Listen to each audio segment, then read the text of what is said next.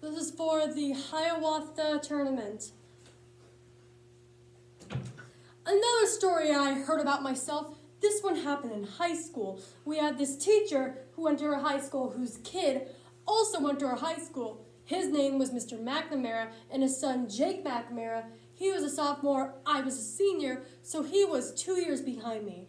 And Mr. McNamara was a jerk. One weekend, he and his wife decided to leave town, which you should never do if you're a jerk. And Jake McNamara decided to throw a party at the teacher's house. Hooray!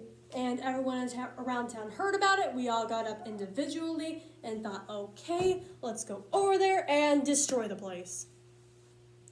Teenagers can be pretty dumb. We know this by now.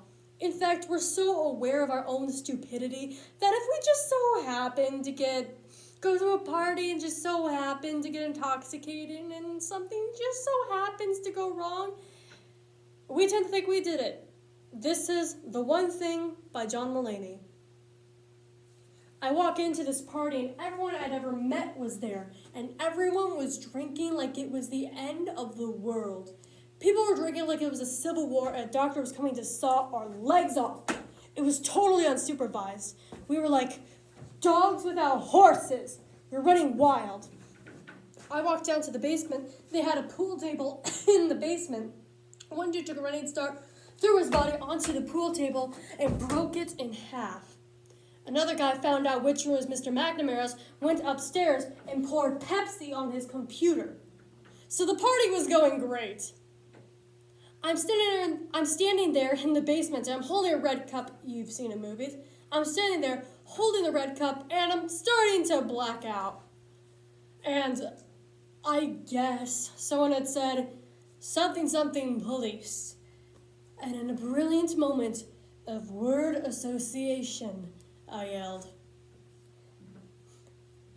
"Screw up, police! Screw up, police!" And everyone joined in. 100 drunk, white children yelling, "Screw the police!" With the confidence of guys who already been to jail, you know that I served my nickel, you come and take me confidence. But white children. The reason someone had said something, something, police was because the police were there. So a Chicago police officer walks down to the basement and looks over a sea of drunk toddlers yelling, "Screw the police," in his face. And was almost impressed. He was like, wow. Then he leaned into his walkie-talkie and he said, "Get the paddy wagon." And my friend John, this man is now a father, this man now was a baby, he grabbed a 40, smashed it on the ground, he yelled, "Scatter!" And everyone ran in different directions. We all ran in different directions. It was like that scene in Ratatouille when the humans come in the kitchen and the rats go in different ways. We all ran in different directions. I ran to the laundry room and I jumped on top of the washing machine to crawl through the window into the backyard. And now I'm running to the backyard, and there's this big chain link fence. I thought, I've never climbed a fence that high before. And then I woke up at home. On Monday, we went to school, because that's what we did back then. I walk into the school building, and who do I see but Jake McNamara?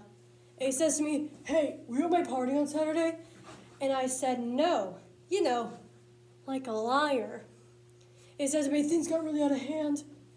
Someone broke the pool table. Someone poured Pepsi on my dad's computer.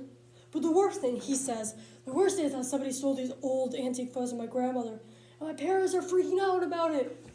And I had that thought that only blackout drunks and Steve Urkel could have. Did I do that? I figured no, I wouldn't have done that. But I was never sure until 2 years later. Relax. I'm playing video games with this kid named Alex. 2 years later, we've graduated by now. I'm playing video games, and then Alex says to me, "Hey, come here. I want to show you something." And so he takes me into his bedroom, and then he takes me into a side room off of his bedroom. Never a good thing to have. And he shows me this tiny room that is covered wall to wall and stolen antique photos from different people's parties over the years. And I said, why? Why do you do this? And Alex said, because it's the one thing you can never replace. Thank you.